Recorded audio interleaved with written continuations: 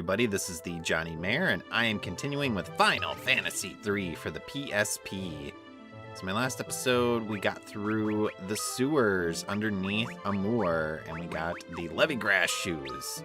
My party members are currently at level 27 in preparation for the next dungeon, and that is the Golden Mansion of Goldor. And I will be pronouncing it Goldor in this episode because I'm sure my use of the Mighty Morphin Power Rangers villain name from the last episode certainly probably irritated some people watching the episode. So we'll go with the more proper name in this particular episode. So we have to head to the south in order to find Goldor's mansion. So it's a little bit of a walk, not too bad. The enemies are pretty easy, and there is some enemies, as evidenced here, that used to be bosses. So you'll start to notice, as in most Final Fantasies, this game likes to use palette swaps, where they'll use the same character sprites again for enemies, except you'll have to fight them as random encounters. So similar abilities to the salamander fight from the Molten Cave, but obviously we are much stronger at this point, so it's pretty easy to kill that dragon. But we do want to heal quickly.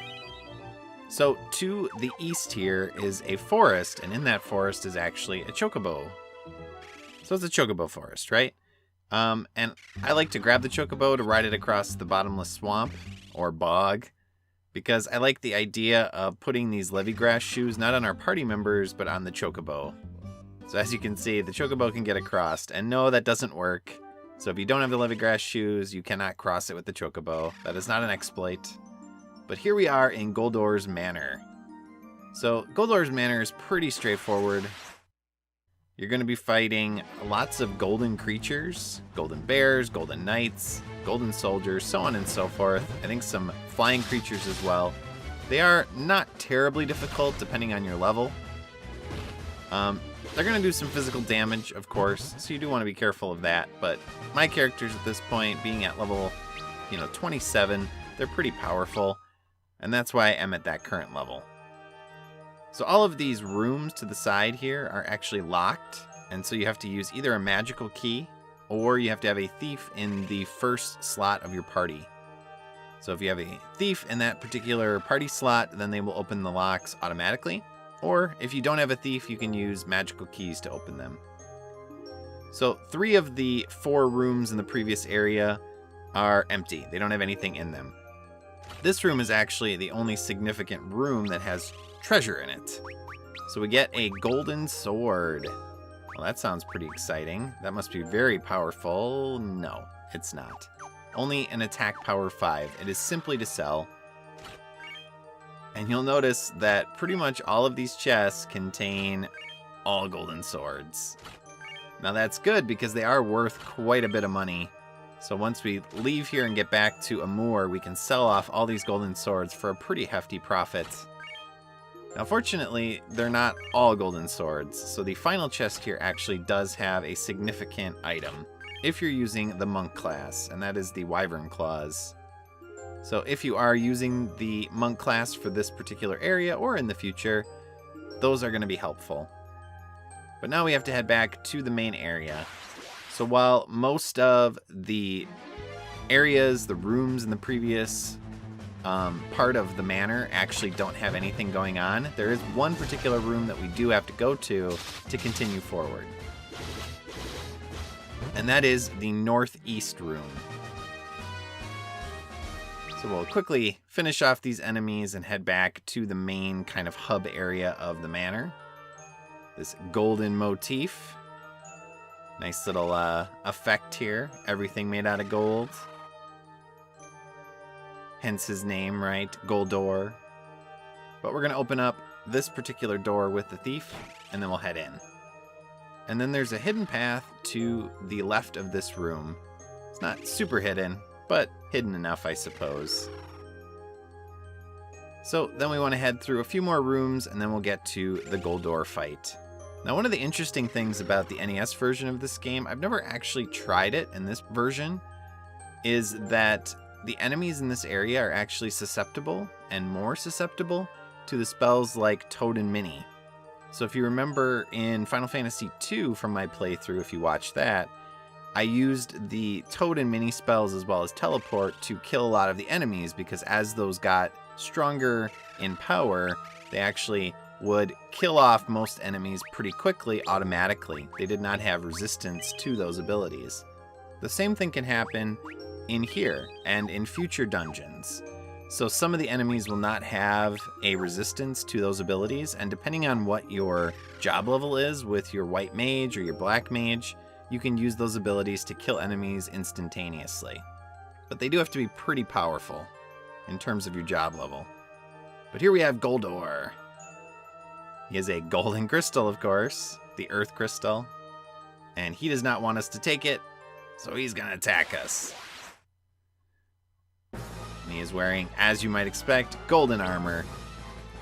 So the interesting thing about Goldor that was sort of hinted at in Amur is that he is completely resistant to magic.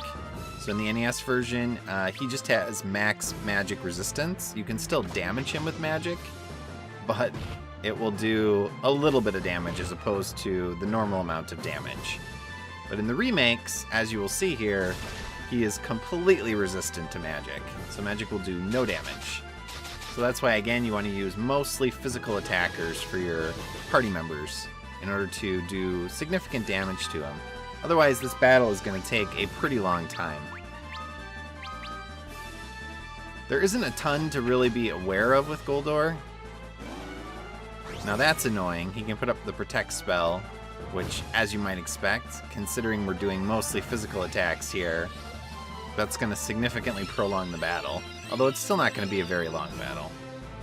The only real danger is he does cast second level spells in terms of things like Ice 2, Fire 2, so on and so forth. And if he single targets those and then follows up with his second attack towards a single party member, that can sometimes take someone out. So you want to be careful of that. The other thing to be aware of is that he can cast Blind. That's annoying with your physical attackers, of course. And then the last thing and the most dangerous thing is that he can actually cast Confuse. And that is full party typically. So he will cast Confuse on everybody in your party, and if it hits one, especially two characters, that can get very dangerous very fast. So like in most Final Fantasies, the Confuse ability, kind of that ailment, the way to get rid of it is to use a physical attack on that party member. So if they get attacked by the enemy, that'll knock them out of confusion, or you can target them with a physical attack, and obviously if they survive that attack, then they will also get broken out of confusion. But here it comes. There's the Confuse ability. And man, it hit my two main physical attackers. That is not good. So that's going to make things much more difficult here. Well, maybe not. Yeah, Angus doing a lot of damage to himself, but at least he's not confused anymore. So now we want to heal, make sure everyone is in pretty good state here, and then continue to attack. Angus, please don't die. Okay. That was close. But there we go. Both members are no longer confused, so that's good. He doesn't seem to use Confuse super much, so, you know, he's not going to keep spamming it typically each battle round, but it is something to be aware of, and it is, again, his most dangerous ability.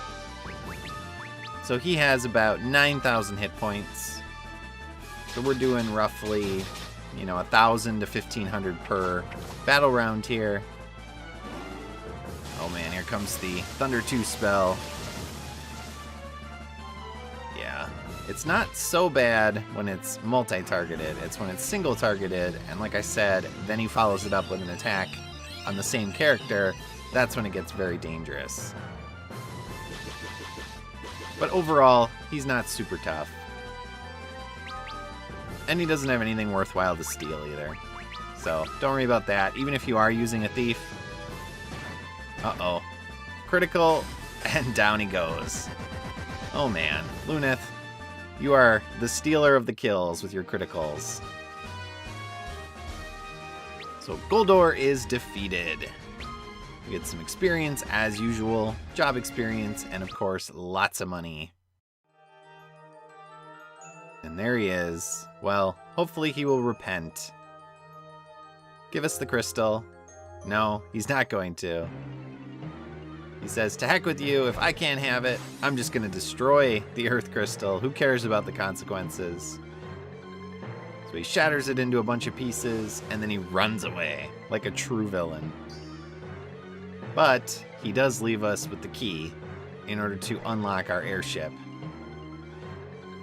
So what are we gonna do? Right? We don't know what to do next. All we know is the crystal has been destroyed. The first thing we need to do, as noted by Ingus here, is get the key.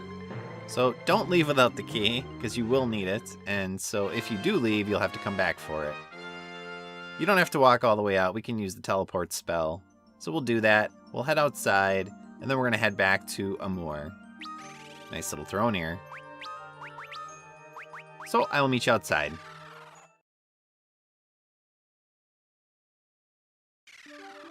Alright, so we're outside, we're going to walk across the bog, and then we're going to go into the chocobo forest and grab a bird.